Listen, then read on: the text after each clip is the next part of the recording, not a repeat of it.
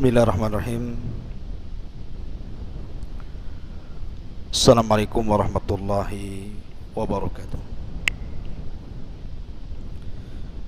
Alhamdulillah wassalatu wassalamu ala Rasulillah wa ala alihi wa sahbihi wa mawalah wa la hawla wa la quwata illa billahi wa ba'du. Qala Allahu azza wa jalla: Ya ayyuhalladzina amanu taqullaha haqqa tuqatih wa la tamutunna illa wa antum muslimun. Wa qala sallallahu alaihi wasallam: Man salaka tariqan yaltamisu fihi ilma sahhalallahu bihi tariqan ilal jannah. Ma'asyiral muslimin yang dimuliakan Allah Subhanahu wa taala. Alhamdulillah, di malam hari ini kembali Allah Subhanahu wa taala pertemukan kita di Masjid Jabal Uhud. Dan kajian di malam hari ini kita akan membahas tentang dua wanita atau dua sepasang laki-laki dan perempuan di zaman Nabi sallallahu alaihi wasallam yang melakukan dosa dari dosa-dosa besar, berzina. Tetapi ending keduanya Allah Subhanahu wa taala masukkan ke dalam surga atas lisan Nabi sallallahu alaihi wa ala alihi wasallam. Bagaimana kisahnya dan siapa dua manusia ini? Kenapa kemudian keduanya berzina tetapi ujung-ujungnya dimasukkan ke dalam surga? Dan apa faedah-faedah dari kisah yang akan saya kisahkan di malam hari ini? Nabi sallallahu alaihi wasallam sampai-sampai mengatakan, laqad tabat taubatan law qusimat ala sab'ina min ahlil madinati lawasi'athum. Sungguh wanita pezina itu telah melakukan tobat. Kalau seandainya tobatnya dibagikan kepada 70 dari penduduk kota Madinah, itu sudah mencukupkan mereka. Maka dari sini menunjukkan bahwa wanita pezina ini dimasukkan oleh Allah Subhanahu wa taala ke dalam surga karena Allah terima taubatnya. Begitu juga kisah laki-laki pezina mengalami hal yang sama, oleh Nabi sallallahu alaihi wasallam mendapatkan jaminan masuk ke dalam surga karena taubatnya telah diterima. Yang pertama, kisah wanita Al-Ghamidiyah. Munculnya wanita Ghamidiyah ini berdasarkan riwayat yang dicantumkan di dalam beberapa pengeluar hadis seperti Ibnu Abi Syaibah. Walaupun Imam Malik dalam kitab Muwatta'nya hanya menyebutkan ja'at imra'atun, tetapi ulama apabila berkisah tentang wanita pezinah yang masuk surga ini, mereka menyebutnya dengan qissatu taubatil ghamidiyati minaz zina. Kisah tobatnya wanita Ghamidiyah karena melakukan perzinahan. Ma'asyiral muslimin yang dimuliakan Allah Subhanahu wa taala, wanita Ghamidiyah ini satu di antara sekian sahabat-sahabat yang hidup di zaman Nabi SAW, dan dia sudah pernah menikah dengan seorang sahabat Nabi dan tinggal di kota Madinah. Nah, Allah Subhanahu wa taala takdirkan wanita Ghamidiyah ini terjerumus kepada dosa besar, mengikuti hawa nafsunya, perbuatan keji perzinahan. Kemudian dia pun menyesal dan ingin bertobat kepada Allah Subhanahu wa taala. Akhirnya wanita ini berkeinginan untuk datang kepada Nabi sallallahu alaihi wasallam dan ingin dirajam. Ketika Nabi sallallahu alaihi wasallam duduk-duduk di Masjid Nabawi, dan di situ penuh dengan para sahabat Rasul dari kalangan Muhajirin dan Ansar dan para pembesar sahabat, tiba-tiba kemudian wanita ini datang menemui Nabi sallallahu alaihi wasallam. Kemudian wanita ini mengatakan, "Ya Rasulullah, asabtu haddan fatahirni." Rasul, sungguh aku terjerumus kepada dosa yang ada hukumannya di dunia, had. Dalam riwayat, zanaitu fatahirni, aku berzinah, bersihkan aku. Maka Nabi SAW tiba-tiba berubah wajahnya. Fahmarra wajhun Nabi SAW hatta kada yaqturu daman. Sampai-sampai Nabi SAW memerah wajahnya, seolah-olah darah Nabi SAW memenuhi wajahnya. Dan Rasul SAW berusaha untuk memalingkan wajahnya ke sebelah kanan. Artinya seolah-olah Rasul tidak mau dengar, tidak mau mendengar pengakuan wanita ini. Kemudian Nabi SAW menyuruh wanita ini untuk pulang, seolah-olah tidak terjadi apapun. Artinya bahwa kalaulah seandainya wanita ini tidak mengaku kalau dia berzinah, itu lebih baik. Bertobatlah kepada Allah Subhanahu wa ta'ala dalam kesendiriannya. Jangan pula datang minta dihukum. Itu maunya Nabi SAW. Tetapi wanita ini bukan wanita biasa. Ini wanita merdeka, wanita beriman, wanita yang kuat ketakwaannya kepada Allah Subhanahu wa ta'ala dalam hatinya. Sehingga wanita ini terus mengulang-ulang dan mengatakan, "Ya Rasulullah, asabtu haddan fatahirni, zanaitu fatahirni." Aku sudah berzinah Rasul, bersihkan aku. Maka akhirnya Nabi SAW memerintahkan wanita ini untuk pulang, tapi tidak mau pulang. Ketika Nabi SAW mengetahui wanita ini tidak pulang, apalagi wanita ini bersumpah dan mengatakan, "Fa wallahi inni la hubla ya Rasulullah." Rasul, aku telah hamil karena perzinahan ini. Ketika mendengar wanita ini hamil, maka ada alasan Nabi SAW untuk menyuruh wanita ini pulang dan mengatakan, "Fadhhabi hatta talidi." Sebaiknya kau pulang sampai kau melahirkan putramu ini. Sebenarnya wanita ini kalau tidak balik lagi menghadap Nabi SAW setelah melahirkan bayinya, kemudian bertobat, itu sudah cukup dan tidak mungkin dicari Nabi dan juga para sahabat. Tapi sekali lagi wanita ini kuat imannya. Maka ketika betul-betul sudah melahirkan, dibawanya wanita ini bayi tersebut dalam gendongannya, kemudian menghadap Nabi SAW dan mengatakan, "Rasul, aku sudah melahirkan bayinya. Lihat bayinya. Aku sekarang ingin bertobat. Tolong rajam diriku." Maka Nabi SAW kedua kalinya mengatakan, "Idhabi fardi'ihi hatta taftimihi."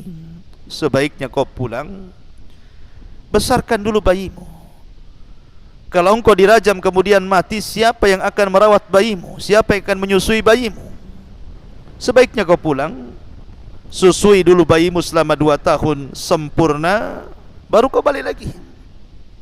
Rasul memberikan kesempatan kedua untuk bertobat wanita ini tanpa harus dirajam. Lihat bagaimana indahnya Islam. Jadi hukum hudud itu tidak lantas kemudian orang minta dihukum hudud langsung dirajam, tetapi diberikan kesempatan untuk bertobat kepada Allah Azza wa Jalla, supaya jangan sampai terkena had. Tetapi wanita ini memang kuat imannya.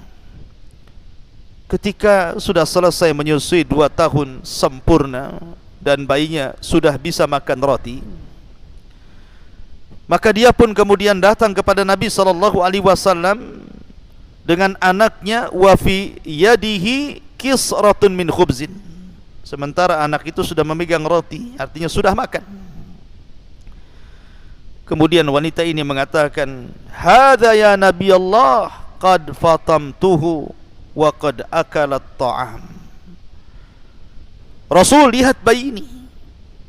Bayi ini sudah kususui, bahkan sudah bisa makan. Artinya aku sudah bisa kau rajam untuk membersihkan dosa-dosaku.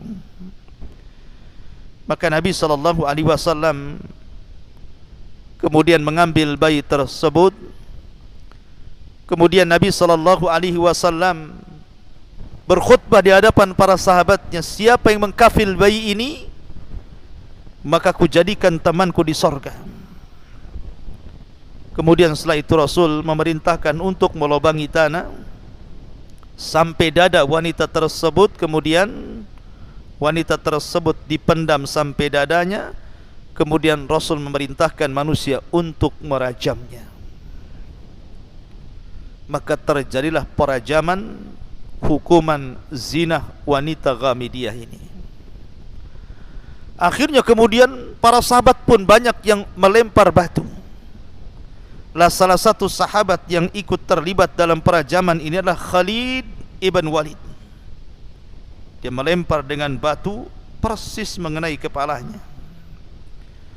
Tiba-tiba darah dari kepala itu memuncrat dan terkena wajah Khalid. Khalid pun emosi, fasabbah, dia pun mencaci wanita itu. Tetapi cacian itu sampai ke telinga Nabi SAW. Maka Nabi SAW mengatakan, "Mahlan ya Khalid, mahlan ya Khalid." Pelan-pelan wahai Khalid, jangan seperti itu, jangan kau maki dia.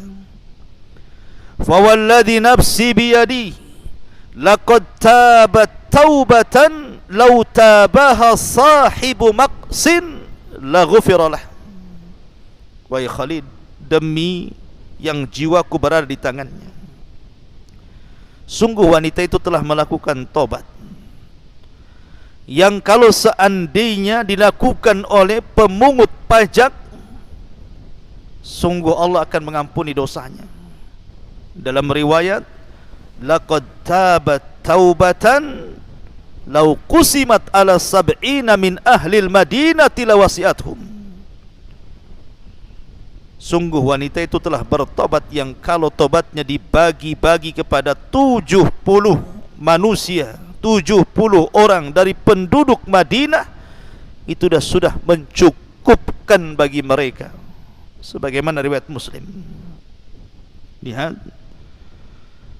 ma'asyiral muslimin yang dimuliakan Allah Azza wa Jalla, adakah wanita seafdal wanita ini? Justru maksiatnya, zinahnya mengantarkan dia menjadi wanita mulia karena keikhlasan tobatnya. Wallahu yuhibbu tawwabina wa yuhibbul mutatahhirin. Karena Allah suka dengan orang yang bertobat, dan tidaklah orang bertobat kecuali setelah melaksanakan maksiat. Ma'asyiral muslimin yang dimuliakan Allah Subhanahu wa taala, ini kisah wanita Ghamidiyah. Kemudian di sana ada kisah laki-laki dari kabilah Aslam, namanya Ma'iz ibn Malik al-Aslami radhiyallahu an. Ma'iz ibn Malik al-Aslami radhiyallahu an. Dan Malik ini, ma'asyiral muslimin yang dimuliakan Allah Subhanahu wa taala, dia seorang anak yatim yang diambil dan diasuh oleh seorang sahabat namanya Hazzal ibn Nu'aim. Hazzal ibn Nu'aim. Lalu Allah takdirkan Ma'iz ibn Malik al-Aslami ini berzinah dengan seorang budak wanita. Berzinah dengan seorang budak wanita. Akhirnya dia pun mengaku kepada ayah angkatnya Hazzal ibn Nu'aim radhiyallahu an. Tentu Hazzal seorang sahabat Nabi. Man ra'a minkum munkaran falyughayyir biyadi. Siapapun yang melihat sebuah kemungkaran tentu akan merubah dengan tangannya, dengan kekuasaannya, karena dia ayahnya, ayah angkatnya yang merawat Ma'iz ibn Malik seorang yatim ini. Maka dia pun meminta kepada Ma'iz ibn Malik untuk datang kepada Nabi SAW dan mengadukan perkaranya. Karena Ma'iz ini juga sudah menikah, artinya dia muhsan dan dirajam hukumannya. Maka datanglah Hazzal kepada Nabi SAW bahwa Ma'iz ibn Malik yang telah berzinah dengan jariyah, dengan budak wanita, dan melaporkannya. Maka datanglah kepada Nabi SAW sementara Rasul berada di masjid. Kemudian mengatakan, ya Rasulullah, inni zanaitu. Kata Ma'iz, Rasul, aku telah berzina. Aku telah berzina. Fa'arada anhu Nabi SAW. Tapi Rasul tidak mau melihat Ma'iz, seolah-olah tidak usah ngaku. Tapi Ma'iz berteriak lagi, ya Rasulullah, inni zanaitu. Rasul, aku telah berzina. Sampai 3 kali Rasul tidak mau melihat Ma'iz. Sampai Rasul mengatakan, waihaka, irji fastaghfirillah wa tub ilai. Celaka engkau wahai Ma'iz, pulang kau, pulang sana, mintalah ampun kepada Allah Azza wa Jalla, bertobat kepada Allah. Artinya Rasul tidak mau menerapkan hukum hudud di sini, memberikan kesempatan kepada Ma'iz sama dengan wanita Ghamidiyah untuk bertobat, tidak usah ngaku. Karena pengakuan dalam Islam itu sekuat-kuat dalil, tidak perlu saksi kalau sudah ngaku. Akhirnya kemudian, karena dia terus mengatakan, tahhirni ya Rasulullah, faqad zanaitu, bersihkan aku wahai Rasul, aku sudah berzina. Maka Abu Bakar mengatakan, yang ketika itu hadir di majelis itu, lau aqarrat Rabi'atu la rajamaka Rasulullah sallallahu alaihi wasallam. Ma'iz cukup 3 kali. Kalau keempat kalinya kau mengatakan zanaitu fatahhirni, Rasul akan merajam kamu. Tetapi Ma'iz tidak peduli dengan ucapan Abu Bakar, enggak peduli dia. Maka dia pun mengatakan, ya Rasulullah, zanaitu fatahhirni. Rasul, aku sudah berzinah, bersihkan aku. Ini sudah 4 kali dia ngomong seperti itu. Maka Nabi SAW mencari alasan, la'allaka qabbalta aw ghamazta aw nadarta. Ma'iz, jangan-jangan kau hanya mencium saja, tidak berzina. Jangan-jangan kau hanya melirik dan memandang saja wanita itu, wahai Ma'iz, kau tidak berzina. Kata Ma'iz, la, tidak Rasul, aku berzina. Maka kata Nabi SAW, sudah ginilah, pulanglah kamu dulu, pulang, nanti putusannya akan sampai kepadamu. Pulanglah kemudian Ma'iz. Maka Nabi SAW merintahkan sahabat untuk mengecek kesehatan Ma'iz ini. Lihat, Islam tidak langsung merajam seseorang, Jangan-jangan Maiz ini sudah gila, sudah stres, atau dia sedang minum arak mabok. Maka Maiz pun pulang. Kemudian Rasul memerintahkan seorang sahabat, tolong cek Maiz, teliti dia sedang mabuk kah, dia gila kah, dia punya penyakit jiwa kah, lihat. Akhirnya setelah diteliti para sahabat, diintai, rupanya Maiz tidak sedang mabuk, tidak sedang gila, tidak punya penyakit jiwa, sehat-sehat saja. Memang dia datang kepada Rasul ingin membersihkan jiwanya, ingin bertobat kepada Allah Azza wa Jalla. Akhirnya kemudian setelah itu Maiz datang kepada Nabi sallallahu alaihi wasallam kembali dan mengatakan, gimana Rasul? Layakkah aku diberikan hukuman? Maka akhirnya kemudian Maiz pun dirajam oleh Nabi sallallahu alaihi wasallam dan para sahabatnya. Dibuatkan lubang sedada, kemudian diletakkan di lubang tersebut satu dada, kemudian dipendam. Mulailah para sahabat Nabi sallallahu alaihi wasallam melempari Maiz dengan batu. Maka ketika itu, kalau tidak salah, Umar bin Khattab radhiyallahu an sempat memaki Maiz ini. Tetapi Nabi sallallahu alaihi wasallam mengatakan, "Fawalladzi nafsi biyadihi innahul an la fi anharil jannati yang ghamisu fiha." Jangan kau celah. Sekarang demi zat yang jiwaku berada di tangannya, sungguh Maiz berada di sungai sorga dan sedang berenang di dalamnya. Dalam riwayat, laqad taba taubatan law kusimat bainal ummati lawasi'atuhum. Sungguh Maiz telah bertobat yang kalau dibagi-bagikan kepada umat ini cukup tobatnya Maiz kepada mereka. Subhanallah. Ma'asyiral muslimin yang dimuliakan Allah Azza wa Jalla, ini tentu baik wanita Ghamidiyah ataupun Maiz ibn Malik al-Aslami ini, kenapa Allah Subhanahu wa taala masukkan ke dalam surga? Karena keikhlasan tobatnya. Ikhlas itu mendorong orang untuk masuk surga. Jangan lagi sampai dirajam. Ingat kisah seorang wanita pezina di zaman Bani Israel yang memberi air kepada anjing yang sedang kehausan.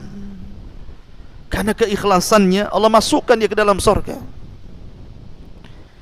Begitulah Islam mengajarkan kepada kita agar seseorang itu tidak putus asa dari rahmat Allah Azza wa Jalla. Maka dari kisah ini banyak pelajaran yang kita akan petik. Yang pertama, sebesar apapun dosa seorang hamba, kalau seandainya dia datang menghadap Allah Subhanahu wa taala untuk bertobat, maka rahmat Allah jauh lebih luas dibandingkan murkanya. Allah pasti akan mengampuni hamba tersebut. Ya ibna Adam, lau ataitani bi qurabil ardi khataya thumma lakitani la tusyrik bi syai'an la ataituka bi qurabiha maghfiratan. Wahai anak Adam, kalau engkau membawa dosa seberat bumi, asal kau datang bertobat dan tidak menyekutukan aku, ku datang dengan seberat bumi ampunan. Qul ya ibadiyalladzina asrafu ala anfusihim la taqnatu min rahmatillah innallaha yaghfiru dzunuba jami'a innahu huwal ghafurur rahim. Katakan, wahai hamba-hambaku, wahai hamba-hambaku yang mereka melampaui diri mereka, terjerumus kepada dosa dan maksiat, jangan putus asa dari rahmat Allah, karena Allah itu mengampuni semua dosa, karena Dia zat yang maha pengampun lagi maha kasih sayang kepada hamba-hambanya. Yang kedua, bahwa iman seseorang itu yazid wa yanqus, yazidu bit ta'ah wa yanqusu bil maksiyah. Iman seseorang itu kadang bertambah, kadang berkurang.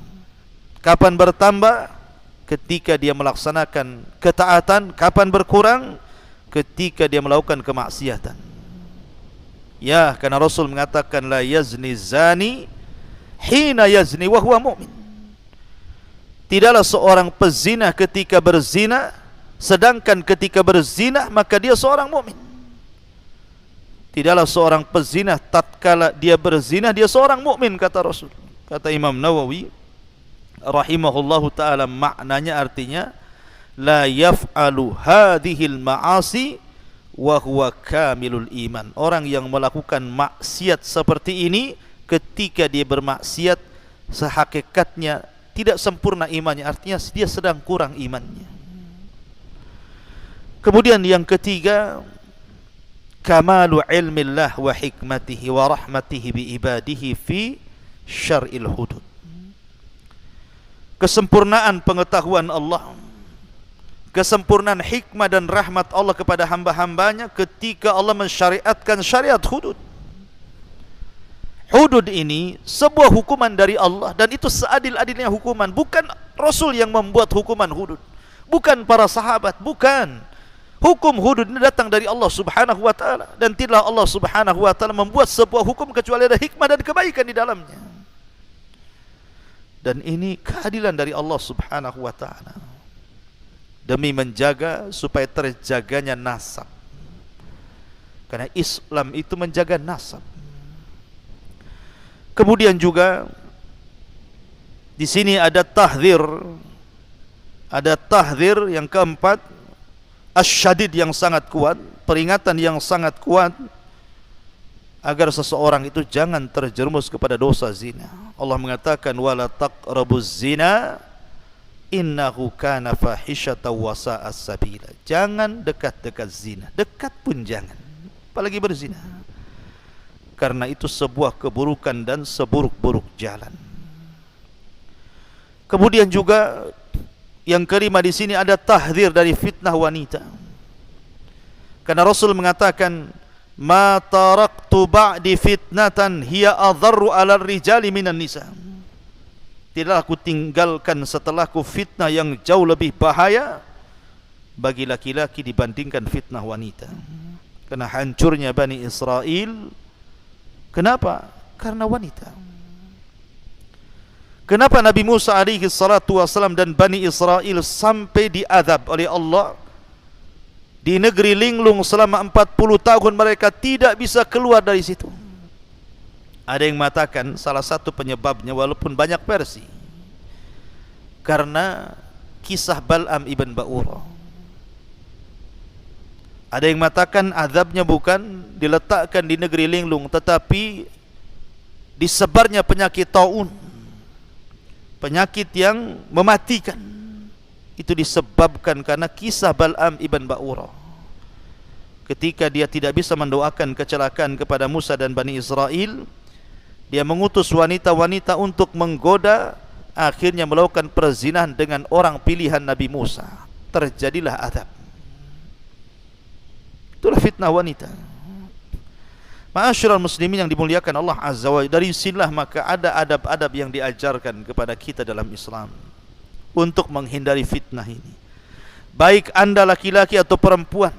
Seperti kenapa Islam memerintahkan wanita untuk tinggal di rumah dan tidak keluar dengan tabarrujal jahiliyah, bertabarruj, berdandan seperti dandan jahiliyah. Itu demi supaya mencegah adanya perzinahan.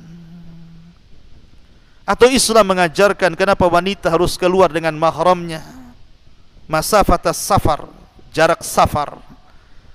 Ini demi terjaganya wanita itu kehormatannya dan tidak mengundang perzinahan. Atau kenapa Islam sampai memerintahkan wanita untuk berhijab? Ya, karena Allah yang mengatakan, ya ayyuhan nabi kulli azwajika wa banatika wa nisa'il mu'minin yudnina 'alaihinna min jalabibihin dzalika adna an yu'rafna fala yu'dzaina wa kana Allah ghafurur rahim. Wahai Nabi, katakan kepada istri-istrimu, anak wanitamu, wanita-wanita muslimin, hendaklah mereka melemparkan jilbab mereka, karena itu lebih mudah dikenali dan tidak mudah diganggu. Tidak mudah diganggu, tidak mudah mengundang syahwat perzinahan. dan Allah Maha Pengampun lagi Maha Penyayang. Atau kenapa Islam melarang seorang wanita keluar, tidak boleh menggunakan wewangian? Karena Rasul mengatakan, ayyumam ra'atin ista'tarat famarrat biqaumin liyajidu rihaha fahiya zaniyah. Siapapun wanitanya keluar berwangi-wangi, kecium kaum, maka Rasul mengatakan wanita itu sama dengan wanita pezina, na'udzubillah. Atau secara umum Allah memerintahkan baik perempuan laki-laki untuk menundukkan pandangan. Kullil mu'minin yaghuddu min absarihim wa yahfadhu furujahum dzalika azka lahum innallaha khabirum bima yasnaun. Qul wa kullil mu'minati yaghdudna min absarihin wa yahfadna furujahun. Katakan ya Muhammad kepada laki-laki yang beriman agar mereka menundukkan pandangan-pandangan mereka dan menjaga kemaluan mereka, itu lebih suci bagi mereka, dan Allah Maha mengetahui apa yang mereka lakukan. Dan katakan pula kepada wanita-wanita mukminah agar mereka menundukkan pandangan dan menjaga kemaluan mereka. Lihat bagaimana Islam menutup jalan menuju perzinahan sampai kepada ghaddul basar. Begitu juga laki-laki. Kita tahu laki-laki itu wanita dan laki-laki itu dikatakan syaqaiqur rijal. Jadi wanita itu syaqaiq ar-rijal. Bukan hanya wanita yang diperingatkan dan diberikan adab-adab syar'i agar terhindar dari perzinahan, laki-laki juga sama. Tidak boleh seorang laki-laki juga masuk ke sembarang rumah. Anda bertamu tidak ada suaminya, dilarang masuk. Bahkan memasukkan wanita ajnabi ke dalam rumahnya pun tidak boleh, kecuali karena sebuah hajat yang mendesak atau karena ada mahramnya. Tidak boleh berkhalwah, berdua-duaan, termasuk juga musafaha, bersalaman dengan wanita yang bukan mahramnya, dan begitu seterusnya. Artinya bahwa sedemikian tingginya Islam sehingga Allah Subhanahu wa taala membahasakan jangan dekat-dekat zina. Apapun wasilah menuju perzinahan, tutup serapat-rapatnya. Ma'asyiral muslimin yang dimuliakan Allah Subhanahu wa taala, inilah faedah dari kisah seorang wanita Ghamidiyah yang berzina dan seorang laki-laki Ma'iz ibn Malik al-Aslami radhiyallahu anhu wa radhiyallahu anha. Subhanakallahumma wa bihamdika asyhadu an la ilaha illa anta astaghfiruka wa atubu ilaik. Allahu ta'ala alam. Assalamualaikum warahmatullahi wabarakatuh.